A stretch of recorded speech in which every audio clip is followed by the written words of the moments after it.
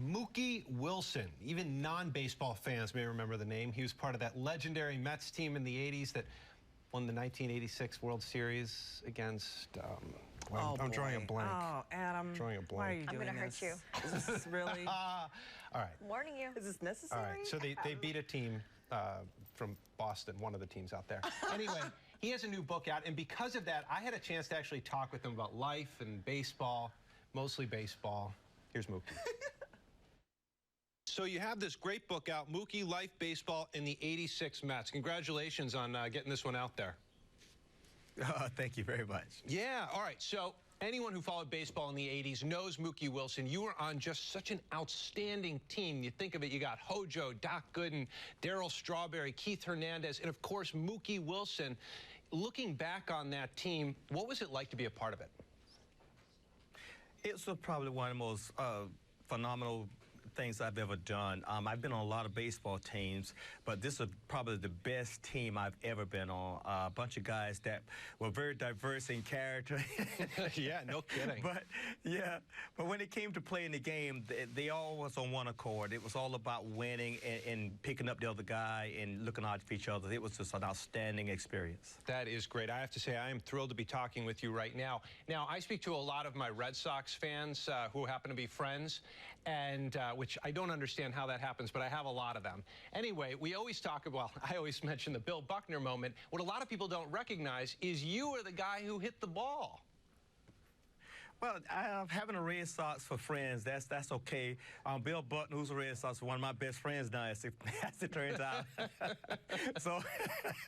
So baseball has a way of doing that, turning people into being really careful and cordial to each other. So it's not surprising. Yeah, you guys actually tour together. You do autographs together. I think that is just so cool. Yeah, Bill and I have become really close over the years. We do baseball signings and other events together. We do a lot of charity stuff together. So we become very, very good friends, and we found out that we have a lot in common, and I think that's just great. Yeah, what I like, too, is obviously the 86 season. You guys came back right before the World Series to win the national title, and then you went on to the World Series, some magical moments. I would think it would be hard not to have that week, those 2 weeks, define your life from there on out. You went on to have a great career. You retired. You stayed in baseball as a coach or first base coach there. How did you manage to make sure that that year, that team didn't define who you were for the rest of your life up to this point?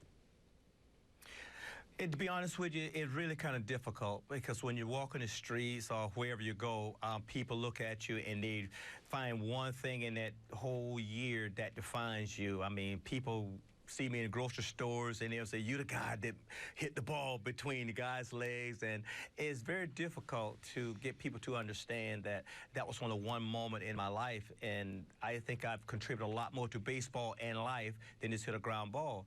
It's disappointing sometimes, but you have to understand that baseball has just been a big part of people's lives, and I've been part of one of the greatest moments in history. So where I'm not going to get rid of it, I just have to learn to live with it and do the best I can. I got to tell you, the way you look right now, I could see you going out there and hitting a 91-mile-per-hour slider. Looks can be deceiving, man. No, I don't know. So you guys actually, speaking of outside of baseball and stuff that you did, I believe your family actually created a gospel album. Is that true?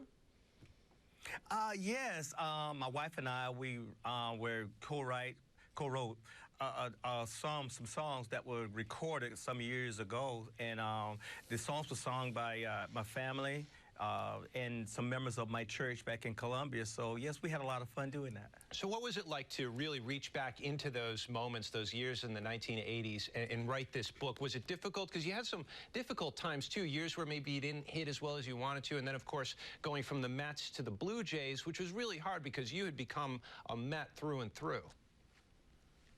It wasn't difficult. I mean, because a lot of things that I wrote about was very vivid, you know, in my mind, and I thought that it was interesting that I could sit down and write so that people could understand how baseball really came together with my faith to make me the person that I am. And so it's very easy to do.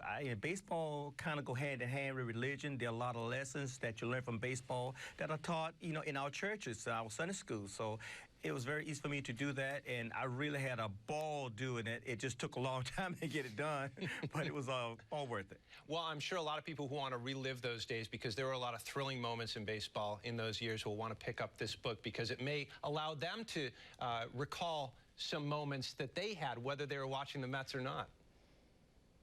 Well, I think the purpose of this book was to get people to be open about the expectations and what they can do in life. And I hope that when they read, they walk away from it being better about themselves. And from my experiences, I came from humble beginnings. I had some adversities, but some things you have to let go in order to succeed in life. And I was able to do that, thankful to baseball and my relationship with God. All right, my last question for you, Mookie. Do you keep in touch with any of the guys that you played with on that thrilling team in 1986? We are in contact on a regular basis. I speak to Rafael Santana on regular basis. I speak with Doc Gooden, Strawberry, and of course Keith and Ronnie are here in New York, so I get to see them on a regular basis. George Foster I see regular. I don't see the guys on the West Coast as much as I would like to, but once a year we find a way to get together, and we get together and, you know, go over old times and then lie a little bit about present times, so it's all good. Well, hey, it has been an absolute pleasure to interview you and to meet the man behind the stories and behind the TV that I watched so frequently when I was growing up. Well, thank you for having me.